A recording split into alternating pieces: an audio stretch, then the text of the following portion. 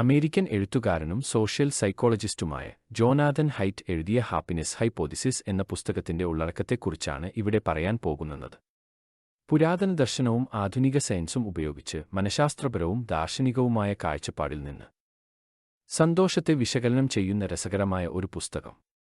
സന്തോഷം എവിടെ നിന്നാണ് വരുന്നതെന്നും എങ്ങനെ സന്തുഷ്ടനായ വ്യക്തിയാകാമെന്നും മനസ്സിലാക്കാൻ ആഗ്രഹിക്കുന്ന ഏതൊരാൾക്കും ഈ പുസ്തകം വളരെ ഉപകാരപ്പെടും.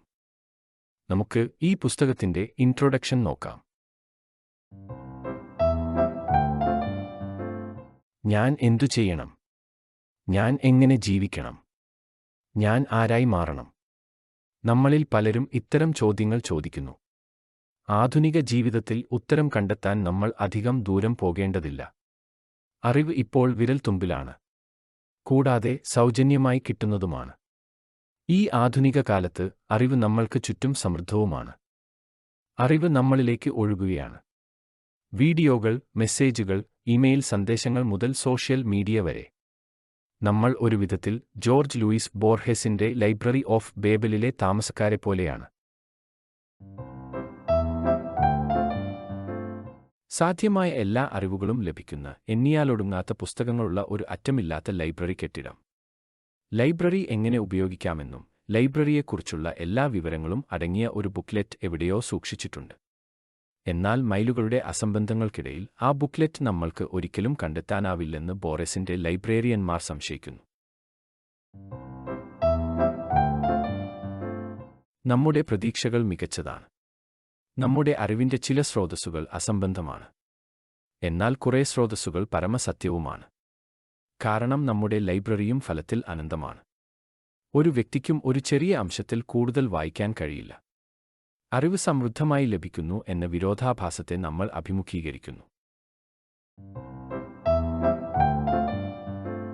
സമൃദ്ധമായ അളവിലുള്ള അറിവ് എന്ന വിരോധാഭാസം നമുക്ക് മുന്നിൽ പരന്നുകിടക്കുന്ന ഇത്രയും വിശാലവും അതിശയകരവുമായ ഒരു ലൈബ്രറിയുമായുള്ള നമ്മളുടെ ഇടപഴകലിന്റെ ഗുണനിലവാരത്തെ ദുർബലപ്പെടുത്തുന്നു. നമ്മൾ പലപ്പോഴും പുസ്തകങ്ങൾ ഒഴിവാക്കുകയോ റിവ്യൂ മാത്രം വായിക്കുകയോ ചെയ്യുന്നു. ഒരുപക്ഷേ നമ്മുടെ ജീവിതം തന്നെ മാറ്റിമറിച്ചേക്കാവുന്ന പല ആശയങ്ങളും നമ്മൾ അഭിമുഖീകരിച്ചിട്ടുണ്ടാവും. ഈ പുസ്തകത്തിൽ 10 മികച്ച ആശയങ്ങളെക്കുറിച്ച് വിശദീകരിക്കുന്നു. ലോകത്തിലെ പല സംസ്കാരങ്ങളിലും കണ്ടെത്തിയ ആശയങ്ങളെ ആസ്വദിക്കാനുള്ള ശ്രമമാണ് ഓരോ അധ്യായവും. ശാസ്ത്രീയ ഗവേഷണങ്ങളിൽ നിന്ന് നമുക്ക് ഇപ്പോൾ അറിയാവുന്ന കാര്യങ്ങളുടെ വെളിച്ചത്തിൽ അതിനെ ചോദ്യം ചെയ്യുകയും നമ്മുടെ ആധുനിക ജീവിതത്തിന് ബാധകമായ പാഠങ്ങൾ അതിൽ നിന്ന് വേർതിരിച്ചെടുക്കുക എന്നതും കൂടിയാണ് ഈ പുസ്തകത്തിന്റെ ഉള്ളടക്കം. ഈ പുസ്തകത്തിന്റെ രചയിതാവായ ജോനാഥൻ ഹൈറ്റ് സ്വയം പരിചയപ്പെടുത്തുന്നത് കേൾക്കുക.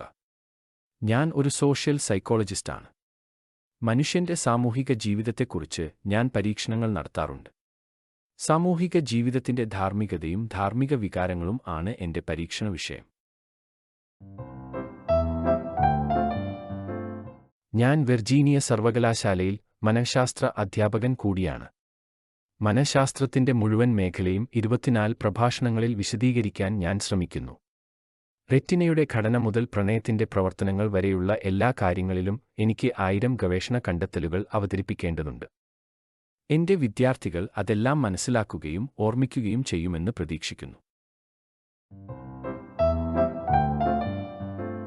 അധ്യാപനത്തിന്റെ ആദ്യ വർഷത്തിൽ ഞാൻ ഈ വെല്ലുവിളിയുമായി മല്ലിടുമ്പോൾ പ്രഭാഷണങ്ങളിൽ പല ആശയങ്ങളും ആവർത്തിച്ചുകൊണ്ടിരുന്നുവെന്നും പലപ്പോഴും ഈ ആശയങ്ങൾ മുൻകാല ചിന്തകർ വാചാലമായി പ്രസ്താവിച്ചിട്ടുണ്ടെന്നും ഞാൻ മനസ്സിലാക്കി.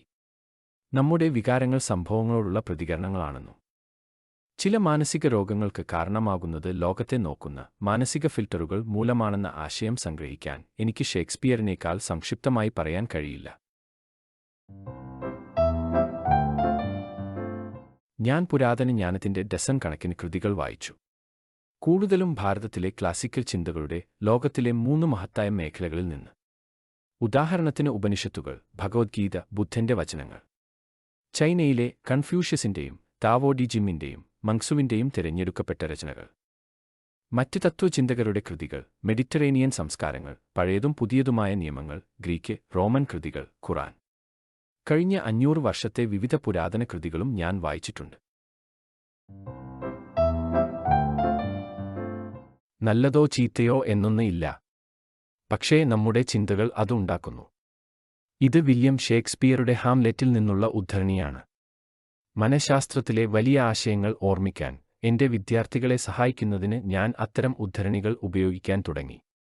അത്തരം പുതിയ ആശയങ്ങൾ എങ്ങനെ കണ്ടെത്താം എന്ന് ഞാൻ ചിന്തിച്ചു. ഓരോ തവണയും മനഃശാസ്ത്രപരമായ അവകാശവാദം കണ്ടെത്തുമ്പോൾ ഞാൻ എഴുതി. അത് മനുഷ്യ സ്വഭാവത്തെക്കുറിച്ചോ മനസ്സിന്റെയോ ഹൃദയത്തിന്റെയോ പ്രവർത്തനത്തെക്കുറിച്ചുള്ള എഴുത്തുകളായിരുന്നു അത്.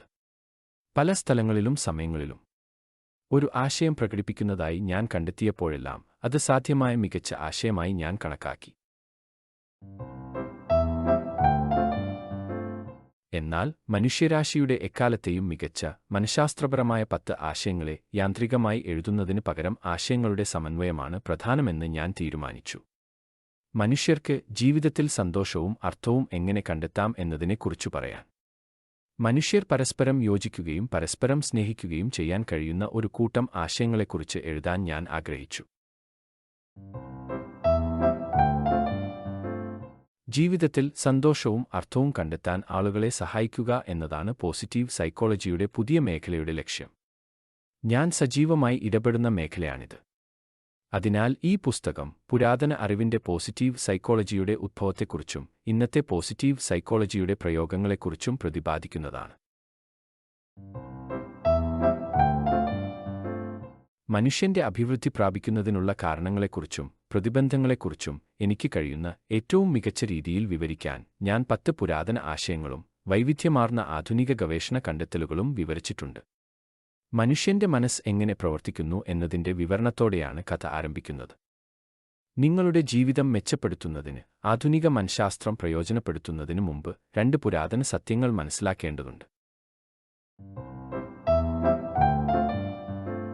ആദ്യത്തെ പുരാതന സത്യം ഈ പുസ്തകത്തിന്റെ അടിസ്ഥാന ആശയമാണ്. മനസ്സിനെ പല ഭാഗങ്ങളായി ഈ പുസ്തകത്തിൽ വിഭജിക്കപ്പെട്ടിരിക്കുന്നു. ആനയുടെ മുതുകിൽ സവാരി ചെയ്യുന്നയാളെപ്പോലെ മനസ്സിന്റെ ഒരു ഭാഗമായ ബോധത്തിന് ആനയുടെ മേൽ നിയന്ത്രണമൊന്നുമില്ല. ഇക്കാലത്ത് മനസ്സിന്റെ ഈ വിഭജനത്തിന്റെ കാരണങ്ങൾ നമുക്കറിയാം. ആനയുടെ മുകളിലിരിക്കുന്നവന് ആനയെ നിയന്ത്രിക്കാനുള്ള വഴികളും അറിയാം.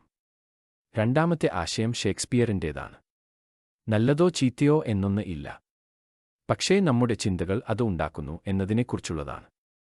അല്ലെങ്കിൽ ശ്രീബുദ്ധൻ പറഞ്ഞതുപോലെ നമ്മുടെ ജീവിതം നമ്മുടെ മനസ്സിന്റെ സൃഷ്ടിയാണ്. എന്തിനാണ് മനുഷ്യർ അകാരണമായി ആശങ്കപ്പെടുന്നതെന്നും ഭയപ്പെടുന്നതെന്നും വിശദീകരിക്കുന്നതിലൂടെ നമുക്ക് ഇന്ന് ഈ പുരാതന ആശയം മെച്ചപ്പെടുത്താം. അനാവശ്യമായ ആകുലതകളിൽ നിന്നും ഭയത്തിൽ നിന്നും മനസ്സിനെ മോചിപ്പിച്ച് സന്തോഷം വർദ്ധിപ്പിക്കുന്ന 3 ടെക്നിക്കുകളുണ്ട്. ആ ടെക്നിക്കുകളിൽ 1 പുരാതനവും 2 വളരെ പുതിയതുമാണ്. നമ്മുടെ സാമൂഹിക ജീവിതത്തെക്കുറിച്ച് വിവരിക്കുക എന്നതാണ് കഥയുടെ 2ാം ഘട്ടം. പരസ്പരബന്ധം എന്നത് ഒരു സുവർണ്ണ നിയമമാണ്. ഇടപഴകുന്നതിനുള്ള ഏറ്റവും പ്രധാനപ്പെട്ട ഉപകരണമാണ് പാരസ്പര്യത അഥവാ പരസ്പരബന്ധം. നിങ്ങളുടെ സ്വന്തം ജീവിതത്തിലെ പ്രശ്നങ്ങൾ പരിഹരിക്കാനും മറ്റുള്ളവർ നിങ്ങൾക്കെതിരെ പരസ്പരബന്ധം ഉപയോഗിച്ച് ചൂഷണം ചെയ്യപ്പെടാതിരിക്കാനും ഇത് എങ്ങനെ ഉപയോഗിക്കാമെന്ന് ഞാൻ കാണിച്ചുതരാം. എന്നിരുന്നാലും പാരസ്പര്യമെന്നത് കേവലം ഒരു ഉപകരണം മാത്രമല്ല. നമ്മൾ മനുഷ്യർ ആരാണെന്നും നമുക്ക് എന്താണ് വേണ്ടതെന്നതിനെക്കുറിച്ചും ഉള്ള ഒരു സൂചന കൂടിയാണിത്. കഥയുടെ അവസാനം മനസ്സിലാക്കാൻ ഇത് വളരെ പ്രധാനമാണ്. കഥയുടെ ഈ ഭാഗത്തിലെ 2ാമത്തെ സത്യം സ്വഭാവമനുസരിച്ച് നാമെല്ലാവരും കപടവിശ്വാസികളാണ്. അതുകൊണ്ടാണ് സുവർണ്ണ നിയമം വിശ്വസ്തയോടെ പിന്തുടരുന്നത് നമ്മൾക്ക് വളരെ ബുദ്ധിമുട്ടായി അനുഭവപ്പെടുന്നത്. നമ്മുടെ അയൽക്കാരന്റെ കണ്ണിലെ ചെറിയ പാടുകൾ കാണുന്നതിൽ നമ്മെ വളരെ സന്തോഷവാനാക്കുകയും അതേസമയം സ്വന്തം പൊണ്ണത്തടി വളരെ ദുഃഖിതനാക്കുകയും ചെയ്യുന്നു. സമീപകാല മനഃശാസ്ത്രപരമായ ഗവേഷണങ്ങൾ ഇതിന്റെ മെന്റൽ മെക്കാനിസത്തെക്കുറിച്ച് തുറന്നു കാട്ടിയിട്ടുണ്ട്. നിങ്ങളുടെ മനസ്സ് എന്താണ് ചെയ്യുന്നതെന്നും എന്തിനാണ് നന്മയുടെയും തിന്മയുടെയും വികലമായ ലെൻസിലൂടെ ലോകത്തെ ഇത്ര എളുപ്പത്തിൽ കാണുന്നതെന്നും നിങ്ങൾക്കറിയാമെങ്കിൽ നിങ്ങളുടെ ആത്മനീതി കുറയ്ക്കാൻ നിങ്ങൾക്ക് നടപടികൾ കൈക്കൊള്ളാം. ഞാനാണ് മറ്റുള്ളവരെക്കാളും കേമൻ എന്നുള്ള വിശ്വാസത്തെ ഇല്ലാതാക്കാൻ പറ്റും. അതുവഴി നിങ്ങൾക്ക് അവരുടെ നീതിയെക്കുറിച്ച് തുല്യ ബോധ്യമുള്ള മറ്റുള്ളവരുമായുള്ള വൈരുദ്ധ്യങ്ങളുടെ ആവൃത്തി കുറയ്ക്കാൻ കഴിയും. കഥയുടെ ഈ ഘട്ടത്തിൽ നമ്മൾ ചോദിക്കാൻ തയ്യാറാകും, സന്തോഷം എവിടെ നിന്ന് വരുന്നു? സന്തോഷത്തിന്റെ അനുമാനങ്ങൾ വ്യത്യസ്തമാണ്. നിങ്ങൾക്ക് ആവശ്യമുള്ളത് നേടുന്നതിൽ നിന്നാണ് സന്തോഷം ലഭിക്കുന്നത്. എന്നാൽ അത്തരം സന്തോഷം ഹ്രസ്വകാലമാണെന്ന് നമുക്കെല്ലാവർക്കും അറിയാം. കൂടുതൽ വാഗ്ദാനമായ ഒരു സിദ്ധാന്തം സന്തോഷം ഉള്ളിൽ നിന്നാണ് വരുന്നതെന്നും ലോകത്തെ നിങ്ങളുടെ ആഗ്രഹങ്ങളുമായി പൊരുത്തപ്പെടുത്തുന്നതിലൂടെ അത് നേടാനാകില്ല എന്നുമാണ്. രണ്ടാമത്തെ ആശയം ഇന്ത്യയിലെ പ്രാചീന ലോകത്തിൽ വ്യാപകമായിരുന്നു. പുരാതന ഗ്രീസിലെയും റോമിലെയും തത്വചിന്തകരെല്ലാം എല്ലായ്പ്പോഴും ആളുകളോടും സംഭവങ്ങളോടും വസ്തുക്കളോടും ഉള്ള വൈകാരിക ബന്ധം ഇല്ലാതാക്കാനും പകരം സ്വീകാര്യമായ മനോഭാവം വളർത്തിയെടുക്കാനും ആളുകളെ ഉപദേശിച്ചു. എന്നിരുന്നാലും രണ്ടാമത്തെ ആശയം തെറ്റാണെന്ന് ഞാൻ പറയുന്നു. നിങ്ങളെ ശാശ്വതമായി സന്തോഷിപ്പിക്കാൻ കഴിയുന്ന ബാഹ്യമായ ജീവിത സാഹചര്യങ്ങളുണ്ട്.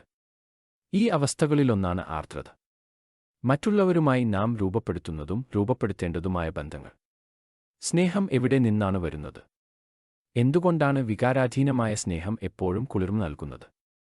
ഏത് തരത്തിലുള്ള സ്നേഹമാണ് യഥാർത്ഥമായ സ്നേഹം എന്ന് നമുക്ക് മനസ്സിലാക്കാം.